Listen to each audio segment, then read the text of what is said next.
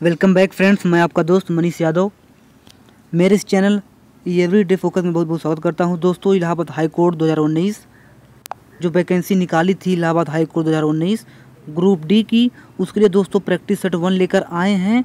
समान अध्ययन के 25 क्वेश्चन जो कि टारगेट रखा गया है 25 बाई 25, जिसका दोस्तों मार्च या अप्रैल 2019 में एग्ज़ाम होना है। जी हाँ, बिल्कुल मैं बता रहा हूँ, मार्च या 2019 या अप्रैल 2019 यानी मार्च अप्रैल 2019 में, मार्च अप्रैल 2 महीने के बीच में एग्ज़ाम पक्का है Allahabad high court group D का। तो दोस्तों उसके लिए मैं प्रैक्टिस सेट 1 लेकर आया हूँ समान अध्ययन के लिए, जो कि बहुत ही इंपॉर्टेंट क्वेश्चन है। 4 से 5 नंबर बिल्कुल पक्के बने हैं आपके। अगर आप ये पूरा वीडियो देख लेते हैं तो 4 से 5 नंबर बने हैं पक्के। अगर पास होना तो दोस्तों पूरा वीडियो देख लीजिए। और दोस्तों अगर वीडियो अच्छा लगे तो लाइक, शेयर और सब्सक्राइब कर दीजिए और वीडियो शुरू से लेकर आखिर तक देखिए। तो दोस्तों पहला क्वेश्चन है, निम्नलिखित में से कौन सा कथन सही है? ठीक है ना। अब बात ए है, कॉफ़ी की अपेक्षा चाय अधिक ऊंचाई पर उगाई जाती है। बी, कॉफ़ी बहुत तथा चाय कम ऊंचाई पर उगाई जाती है। किसी ऊंचाई महत्वपूर्ण नहीं है, कॉफ़ी के लिए छाया का फैक्टर महत्वपूर्ण है। तो दोस्तों इसका राइट आंसर होगा सी। आप लोग जानते हैं कि जो ऊंचाई है वो महत्वपूर्ण नहीं करती है, बल्कि कॉफ़ी के लिए छाया का फैक्टर यानी factor of shade very important है। तो इसका राइट आंसर होगा सी। ये बिल्कुल सही है और ये गलत है और ये भी गलत है। अब क्वेश्चन नंबर 2, निम्नलिखित में से कौन सा राज्य सर्वाधिक गेहूं उत्पादक राज्य है? तो उत्तर प्रदेश सर्वाधिक गेहूं उत्पादक राज्य है। क्वेश्चन नंबर 3, भूमध्य रेखा पर 1 डिग्री अक्षांश की दूरी कितनी होती है? तो ऑप्शन सी 111 किलोमीटर। दोस्तों 111 किलोमीटर 1 डिग्री अक्षांश की दूरी होती है। क्वेश्चन नंबर 4, दोस्तों जब पवन पृथ्वी के घूर्णन के कारण अपनी दिशा बदल लेती है तो निम्नलिखित में से उसे किस नाम से पुकारते हैं? तो दोस्तों उसे भूविक्षेपी पवन, जियोट्रॉपिक वाइंड्स के नाम से पुकारा जाता है। जब वो पृथ्वी के घूर्णन के कारण अपनी दिशा, ठीक है ना, अपनी दिशा बदलती है तब हम उसे भूविक्षेपी पवन कहते हैं। और क्वेश्चन नंबर 5, स्पेयर हेड। दोस्तों स्पेयर हेड जो शब्द है वो किस खेल में प्रयुक्त किया जाता है? तो स्पेयर हेड दोस्तों तैराकी में यूज किया जाता है। ठीक है ना, स्पेयर हेड तैराकी में यूज किया जाता है। और क्वेश्चन नंबर 6, डॉगर बैंक से तात्पर्य है? तो दोस्तों डॉगर बैंक से पूर्व अटलांटिक मत्स्य क्षेत्र को हम डॉगर बैंक कहते हैं। पूर्व अटलांटिक मत्स्य क्षेत्र को हम डॉगर बैंक कहते हैं। क्वेश्चन नंबर 7 दोस्तों किस संविधान संशोधन अधिनियम द्वारा संपत्ति को मूल अधिकार की बजाय उसे विधिक बनाया गया है? ठीक है ना, तो बनाया गया है 44वें संशोधन अधिनियम के द्वारा संपत्ति को मूल अधिकार से उसको विधिक बनाया गया है। क्वेश्चन नंबर 8, विश्व का सर्वाधिक घनी आबादी वाला प्रदेश है? तो ये दक्षिण एशिया है। दक्षिण एशिया विश्व का सर्वाधिक घनी आबादी वाला प्रदेश है। क्वेश्चन नंबर 9, जम्मू कश्मीर के संविधान में संशोधन का अधिकार निम्नलिखित में से किसको है? तो राज्य विधानमंडल को संविधान में संशोधन का अधिकार है। क्वेश्चन नंबर 10 दोस्तों, भारतीय संविधान का सबसे बड़ा सूत्र निम्नलिखित में से कौन सा है?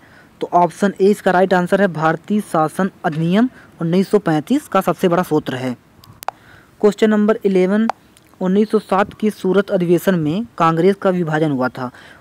ठीक है ना, और कांग्रेस के दोनों गुट, एक गर्म दल और नरम दल के बीच पुनः एकीकरण किस अधिवेशन में हुआ? तो लखनऊ 1916 अधिवेशन में इनका पुनः एकीकरण हो गया था। क्वेश्चन नंबर 12, ब्रिटिश सरकार द्वारा बंगाल विभाजन रद्द करने के विषय में सही कथन है?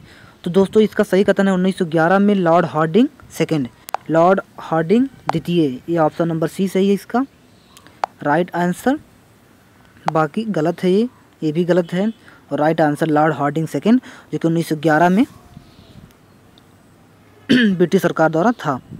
अब दोस्तों बात करते हैं क्वेश्चन नंबर 13, प्लासी का युद्ध बंगाल के नवाब सिराजुद्दौला और क्लाइव के बीच कब लड़ा गया था? तो 23 जून 1757 को प्लासी का युद्ध बंगाल के नवाब सिराजुद्दौला और क्लाइव के बीच लड़ा गया था। हीमोग्लोबिन पाई जाती है दोस्तों, हीमोग्लोबिन जो है आरबीसी में पाई जाती है, आप लोग जानते हैं।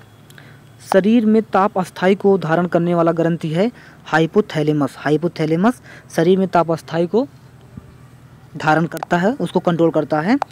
दोस्तों निम्नलिखित में से कौन सा एक रोग जीवाणु द्वारा होता है? तो टाइफाइड रोग जीवाणु द्वारा होता है, ठीक है ना। अब बात करते क्वेश्चन नंबर 17, निम्नलिखित में से कौन सी बीमारियां एक उत्परिवर्ती जीन के कारण होती है? तो हीमोफीलिया भी उत्परिवर्ती जीन के कारण हो जाती है, और सिकल सेल एनीमिया भी हो जाती है उत्परिवर्ती जीन के कारण, और थैलेसीमिया भी उत्परिवर्ती जीन के कारण हो जाती है। तो इसका राइट आंसर होगा उपयुक्त सभी।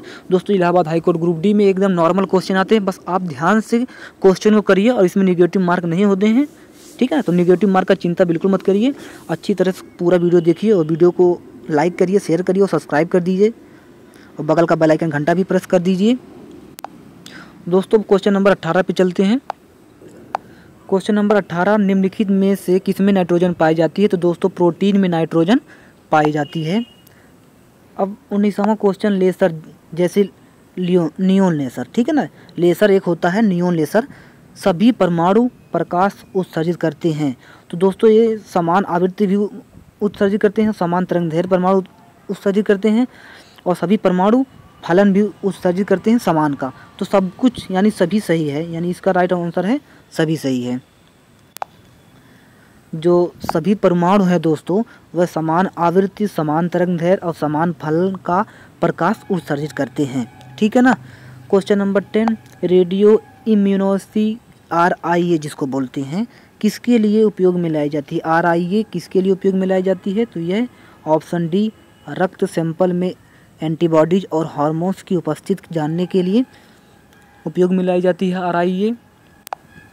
क्वेश्चन नंबर 21, धातु से बने सिक्के सबसे पहले प्रकट हुए थे? तो उत्तर वैदिक काल में धातु से बने सिक्के सबसे पहले प्रकट हुए थे।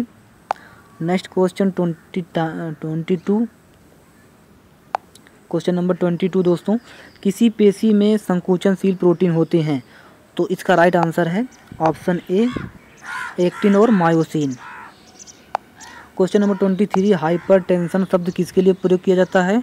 तो यह रक्तचाप बढ़ने के लिए हाइपरटेंशन प्रयोग किया जाता है। और 24 क्वेश्चन, कुनेन किस पेड़ की छाल से निकाली जाती है? तो दोस्तों कुनेन सिनकोना वृक्ष की छाल से निकाली जाती है। दोस्तों लास्ट क्वेश्चन, दोस्तों इस क्वेश्चन का आंसर आप लोगों को कमेंट में देना है, और बिल्कुल कमेंट में आप लोग जल्दी से जल्दी दीजिए। जब जल का स्वयं रासायनिक रूप से किसी तत्व का या खनिज के साथ मिलता है, यानी जल स्वयं रासायनिक रूप से किसी तत्व या खनिज के साथ अगर मिलता है तो उसे हम क्या कहते हैं? कार्बोनेटन कहते हैं, या विसिलिकेशन कहते हैं, या जलयोजन कहते हैं, या ऑक्सीकरण कहते हैं? तो इसका राइट आंसर बताइए आप लोग कमेंट में, ठीक है ना दोस्तों। आप लोग 25 वाला क्वेश्चन कमेंट में बताएंगे। तो दोस्तों जल्दी से कमेंट करिए, और वीडियो अच्छा लगे लाइक शेयर और सब्सक्राइब कर दीजिए। थैंक यू दोस्तों।